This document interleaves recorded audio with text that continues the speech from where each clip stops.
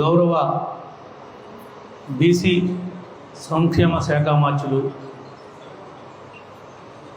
మరియు చేనేత జౌళి శాఖ మార్చులు శ్రీమతి సవితమ్మ గారు మొట్టమొదటగా మన నియోజకవర్గానికి సుపరిపాలన తొలి అడుగు కార్యక్రమంలో భాగంగా విచ్చేశారు.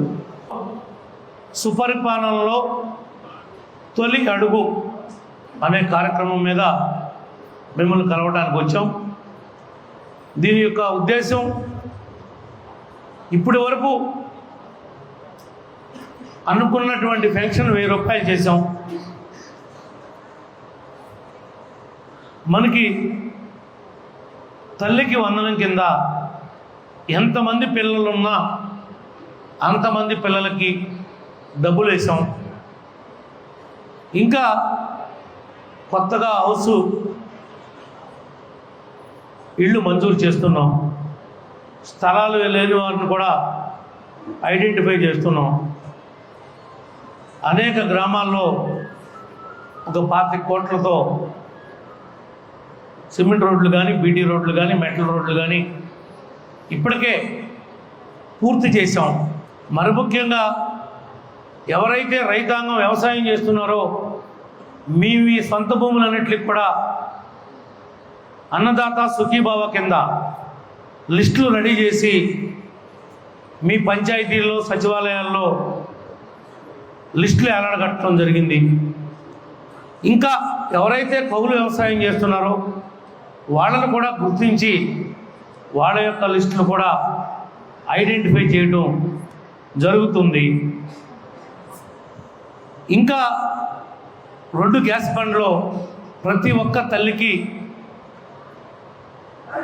గ్యాస్ వాడే వారందరికీ కూడా 2 బండ్లు ఉచితంగా ఇచ్చాం. 3వ బండ ఇవ్వబోతున్నాం.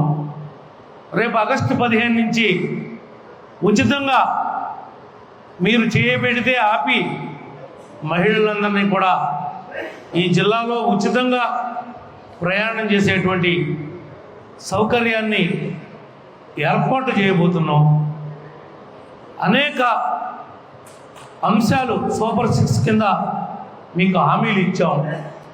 కొంతమంది వేరే పార్టీ వాళ్ళు మీ ముఖం ఇంకా చూడకోకుండా 5 ఏళ్ళు పోలీసులను అడ్డం పెట్టుకుని నడిచినటువంటి వాళ్ళు ఎద్దేవా చేస్తున్నారు.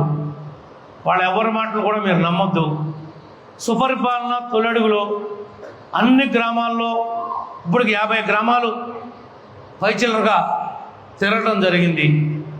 మొట్టమొదటిసారి మరి మా జిల్లాకు వచ్చారు కాబట్టి బీసీ సంక్షేమ శాఖ మార్చులుగా ఈ నియోజకవర్గం ఎక్కువ ఉన్నటువంటి జనాభా కానీ, ఓటర్లు కానీ బీసీలే కాబట్టి మీరంటూ మా నియోజకవర్గంలో సవితమ్మ గారు గుర్తుండిపోయే విధంగా ఈ శాఖ ద్వారా ఈ రోజు లేకపోయినా మీ దగ్గర అవకాశం రాబోయేటువంటి రోజుల్లో అయినా సరే కొద్దిగా కాలు చేయ ఈ ప్రభుత్వం కూడ తీసుకున్న తర్వాత మాకు గుర్తుండిపోయే విధంగా, మా నియోజకవర్గం ప్రజలందరూ గుర్తుండిపోయే విధంగా మీ నియోజకవర్గం లాగా, పెనుగొండలాగా దెందులూరును కూడా ఒక కన్నేసి చూస్తారని మనస్ఫూర్తిగా నేను ఆశిస్తూ ఉన్నా.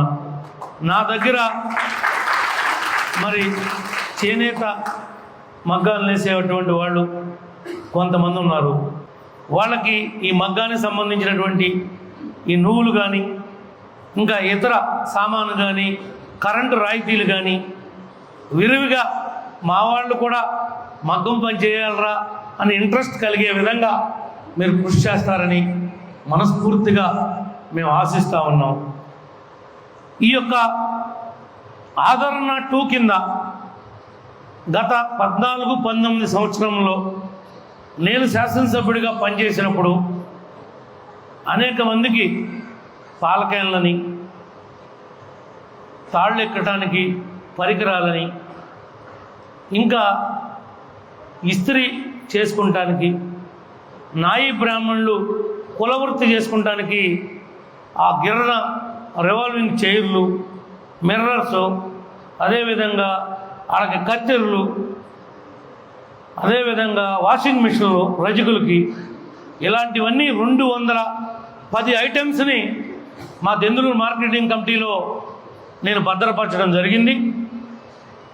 అనుకోకుండా ఎలక్షన్ కోడ్ రావటం, నేను పంచే అవకాశం లేకుండా పోవటం, లబ్ధిదారుల కంట్రిబ్యూషన్ 10% కట్టించుకుని వాళ్ళ శాంక్షన్ చేసినటువంటి పరికరాలన్నీ మేము మండల పరిషత్ కస్టడీలో పెడితే వాటిని తర్వాత వచ్చినటువంటి ప్రభుత్వం, ఆ శాసనసభ్యులు వాటిని పట్టుకెళ్ళిపోయి హోల్సేల్గా అమ్మేసుకున్నారు. ఎవరికి ఇవ్వాల 200 మంది 10 మంది లబ్ధిదారులు ఈనాటికి కూడా ఈ ప్రభుత్వం వచ్చి 13 నెలలైనా సరే శాసనసభ్యుడిగా కలెక్టర్ గారి దృష్టికి 5 సార్లు తీసుకుని వెళ్ళా.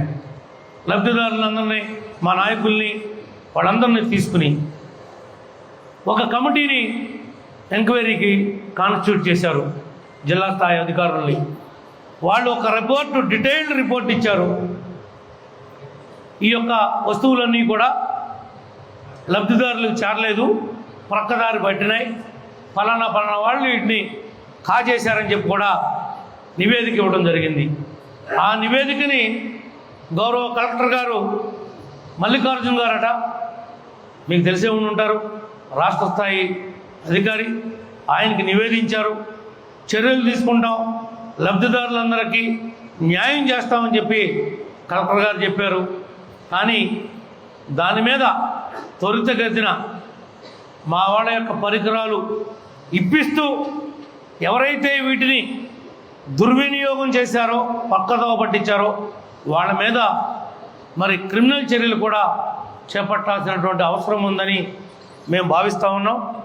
ఆ దిశగా మీరు మా యొక్క ప్రయత్నాల్ని మీరు పరిగణలోకి తీసుకుని ముందుకు తీసుకెళ్తారని చెప్పి మనస్ఫూర్తిగా భావిస్తూ ఉన్నాం. ఇంకా మాకు సంబంధించినటువంటి బీసీ పిల్లలకు సంబంధించినటువంటి ఒక BC hostel, residential school constituency లెవెల్లో, అదేవిధంగా ఒక జూనియర్ కాలేజీ స్థలం నేనే ఇస్తాను. మీరు నిధులు కనుక ఇప్పించినట్లయితే మాకు వేగువాడ అనేటువంటి ఒక గ్రామం ఉంది, లోకేష్ బాబు గారి దృష్టికి తీసుకుని అదే స్కూలు, అక్కడ గవర్నమెంట్ స్కూల్ లేదు, ఆర్సీఎం పాఠశాల ఉంది. అది పెద్ద సెంటర్ నాకు ఉన్న దాంట్లో. అక్కడ స్థలం ఇవ్వడానికి మేము తహసీల్దార్ని నిన్నే ఆదేశించాం. ఒక 10 ఎకరాల స్థలం మాకు ఇవ్వండి అని చెప్పి. ఆ స్థలం లెవెలింగ్కి, ఆ స్కూలు అక్కడే, హాస్టల్లో అక్కడే, కాలేజీ జూనియర్ కాలేజీ దాకా కూడా ఉండే విధంగా, అది సబితమ్మ గారి పేరు చిరస్థాయిగా మిగిలిపోయే విధంగా కృషి చేయాలని చెప్పి మనస్ఫూర్తిగా మరి మా అప్లాంట్ ప్రాంతంలో అటు దెందులూరుకి ఇటు పెదవేకి కూడా 2 మండలాలకు సంబంధించినటువంటి సెంటర్ అది శాశ్వతంగా మీ పేరు చిరస్థాయిగా మిగిలిపోద్దని చెప్పి భావిస్తూ ఉన్నాం.